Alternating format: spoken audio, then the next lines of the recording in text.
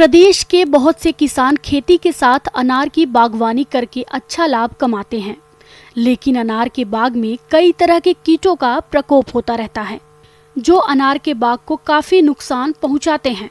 लेकिन जो किसान भाई समय रहते कीटों की पहचान करके नियंत्रण के सही उपायों को अपनाते हैं, उनके बाग कीटों से होने वाले नुकसान से बच जाते हैं।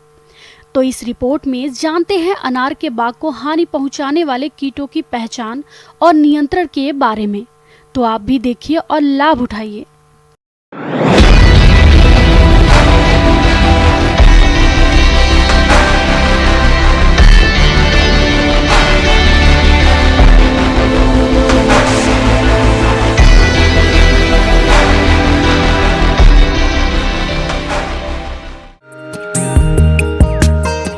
अनार एक ऐसी बागवानी फसल है जिसे एक बार लगाने पर कई साल तक फल मिलते रहते हैं।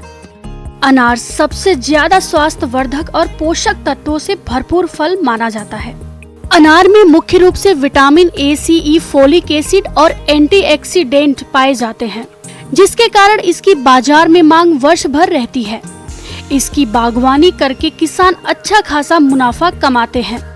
लेकिन आज के समय में अनार भी कीटों के प्रकोप से अछूता नहीं है।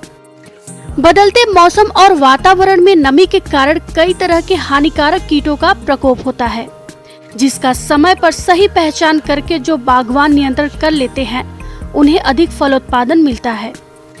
रस चूसक कीट। अनार में कई तरह के रस चूसक कीटों जैसे माहो सफेद मक्खी का आक्रमण होता है।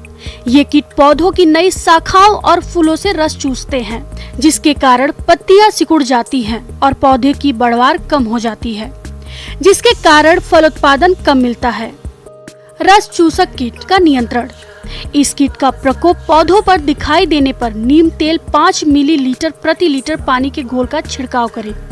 इससे कीट नियंत्रण कम न हो तो रासायनिक दवा डाइमिथोएट 2 मिली मात्रा प्रति लीटर पानी में घोलकर छिड़काव करके इसका नियंत्रण कर सकते हैं। दीमक कीट। अनार के पौधों में शुष्क क्षेत्रों में जड़ों और तनों में दीमक का प्रकोप ज्यादा होता है। इससे पौधे सूख जाते हैं और पौधों का विकास रुक जाता है। रोकथाम के उपाय। पौधों को लगाते समय प्रत्येक गड्ढे की भराई के समय 50 ग्राम मिथाइल पैराथियोन चूर्ण मिला दें, तो इस कीट का प्रकोप नहीं होगा। और यदि बाग में दीमक कीट का प्रकोप हो गया हो तो क्लोरपाइरिफास कीटनाशक दवा सिंचाई के साथ प्रयोग करके इसे नियंत्रित कर सकते हैं। अनार तितली कीट। अनार की खेती में लगने वाली प्रौढ़ तितली उसके फूलों और छोटे फलों पर अंडे देती है, जिनसे इल्ली निकलकर फलों के अंदर प्रवेश करके बीजों को खा जाती है। इससे बागवान को काफी नुकसान होता है। रोकथाम। बागवान इसकी रोकथाम के लिए प्रभावित फलों को नष्ट कर दे। ऐसे में बेहतर होगा कि फलों को नेट या कपड़े से ढककर रखें। इस कीट के नियंत्रण के लिए इंडोकार्ब दवा 1 मिलीलीटर प्रति लीटर पानी के घोल का 15 दिन के अंतराल पर 2 बार छिड़काव करके इस कीट को नियंत्रण कर सकते हैं। तना छेदक कीट। यह कीट पौधों के तने में छेद करके नुकसान पहुंचाता है। इससे निकली इल्लियां पौधों की शाखाओं में छेद बनाकर उसे नुकसान पहुंचाती हैं। कभी कभी तो पूरा पौधा सूख जाता है। रोकथाम। इसके नियंत्रण के लिए छेदों में तार डालकर इनको नष्ट कर दें और तार की सहायता से रुई में केरोसिन तेल या पेट्रोल मिलाकर छेद में भर दें। इसके बाद गीली मिट्टी से छेद को बंद कर देना चाहिए। इस तरह से इस कीट का नियंत्रण हो जाता है और आगे होने वाला नुकसान से पौधे बच जाते हैं। छाल भक्षक कीट। इस कीट की सुंडी लटलियां अप्रैल से दिसंबर तक अधिक क्षति पहुंचाती है। अनार के पुराने व घने बागों में इस कीट की ज्यादा क्षति पहुंचती है। इस कीट की लटे झल्लियां अनार की झाल शाखाओं या तनों में छेद करके अंदर छिपी रहती हैं।